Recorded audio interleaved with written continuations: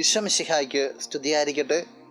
പ്രിയ സഹോദര സഹോദരി, നിനക്ക് നല്ലൊരു ദിവസം നേടിയ ഈശോ ഈ ദിവസത്തെ സമർത്ഥമായിട്ട് അനുഗ്രഹിക്കട്ടെ. വിശുദ്ധ ലൂക്കാ രചിച്ച സുവിശേഷം 11-ാം അധ്യായം 1-ാം തിരുവചനം. അവൻ ഒരിടത്ത് പ്രാർത്ഥിച്ചുകൊണ്ടിരിക്കുകയായിരുന്നു. പ്രാർത്ഥിച്ചു കഴിഞ്ഞപ്പോൾ ശിഷ്യന്മാരിൽ ഒരുവൻ വന്നു പറഞ്ഞു, കർത്താവേ, യോഹന്നാൻ തൻ്റെ ശിഷ്യന്മാരെ പഠിപ്പിച്ചതുപോലെ ഞങ്ങളെയും പ്രാർത്ഥിക്കാൻ പഠിപ്പിക്കുക.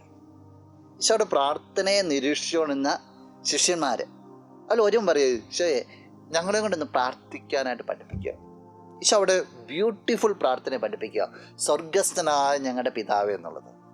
ഈശോ പഠിപ്പിച്ച പ്രാർത്ഥന എന്താ? പ്രാർത്ഥന ദൈവത്തിന് മഹത്വം കൊടുക്കുന്നത്, നമ്മുടെ കാര്യങ്ങൾ ദൈവത്തിന് മുമ്പിൽ അവതരിപ്പിക്കുന്നത്, നമ്മുടെ എല്ലാവരോടും ക്ഷമിച്ച് ഹൃദയത്തെ നൈർമല്യമാക്കുന്നത്.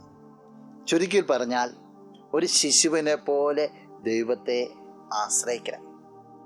വിശുദ്ധ കൊച്ചിലേസ്യ പറയുന്നത് പ്രാർത്ഥന എന്ന് പറയുന്നത് ഹൃദയത്തിൻ്റെ ഒരു ഉയർച്ചയാണെന്ന് പറയാം. സ്വർഗത്തിലേക്കുള്ള സ്നേഹപൂർവമുള്ള ഒരു നോട്ടമാണ്. അത് ശിശുക്കൾക്ക് സാധിക്കുക. പരിപൂർണമായിട്ട് അബ്ബാ പിതാവേ എന്ന് പറഞ്ഞ് ദൈവത്തെ ട്രസ്റ്റ് ചെയ്യുന്നവർക്ക് സ്നേഹപൂർവ്വം അങ്ങനെ നോക്കാനായിട്ട് സാധിക്കുകയുള്ളൂ. ആ നോട്ടത്തിൽ നമ്മുടെ ജീവിതത്തിന് വേണ്ടതായ എല്ലാ കാര്യങ്ങളും നമ്മുടെ കർത്താവിൻ്റെ ശ്രദ്ധയിൽപ്പെട്ടിട്ടുണ്ട്. നമ്മൾ ഓരോന്ന് പറയേണ്ട കാര്യമില്ല. നീ ഹൃദയത്തിൽ നിന്ന് സ്നേഹപൂർവ്വം നിൻ്റെ കർത്താവിലേക്ക് നോക്കുകയാണെങ്കിൽ നിൻ്റെ കർത്താവ് നിൻ്റെ ജീവിതത്തെ ഒന്ന് സ്കാൻ ചെയ്യും. നിൻ്റെ ജീവിതത്തിൻ്റെ എല്ലാ കാര്യങ്ങളും അവിടെ നിന്ന് അറിയുന്നു. അവിടെ നിന്ന് തീർച്ചയായിട്ടും ഇടപെടും. ഈ നോട്ടം ഒരു ശിശുവിൻ്റെ നോട്ടം എന്ന് പറയുമ്പോൾ അതിലെല്ലാം വിട്ടുകൊടുക്കുവാനും ക്ഷമിക്കുവാനും തന്നെ ക്ലിയർ ആക്കുവാനൊക്കെ സാധിക്കണം. അവിടെ ദൈവം ഇടപെടുത്തുള്ളൂ. അത് അനുഭവിക്കാൻ നിനക്ക് സാധിക്കട്ടെ. നമുക്ക് പ്രാർത്ഥിക്കാം. കണ്ണുകൾ അടച്ചെന്ന് കരങ്ങൾ കൂപ്പി. നല്ലവനായ കർത്താവേ, നിന്നെ അങ്ങ് സ്തുതിക്കുന്നു, ആരാധിക്കുന്നു, മഹത്വപ്പെടുത്തുന്നു. നിന്റെ നിറ സാന്നിധ്യത്തെ നന്ദിയോടുകൂടി ഓർക്കുകയാണ്. ഈശോ ഈ ദിവസത്തെ അനുഗ്രഹിക്കണമെന്ന് പ്രാർത്ഥിക്കുന്നു. സ്നേഹപൂർവ്വം നിന്നെ നോക്കാൻ വേണ്ടി ഹൃദയത്തെ നിന്റെ പക്കലേക്ക് ഉയർത്തുവാനായിട്ട് ഈ വ്യക്തിക്ക് നീ കൃപ നൽകണം.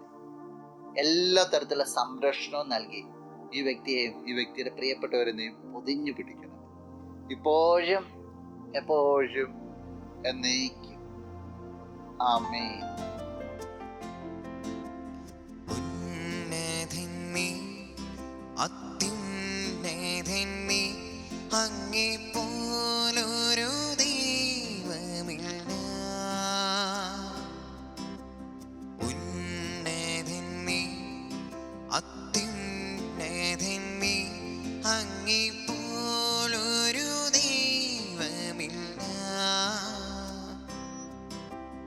അത്ഭുതവാ അതിശയവാ നീ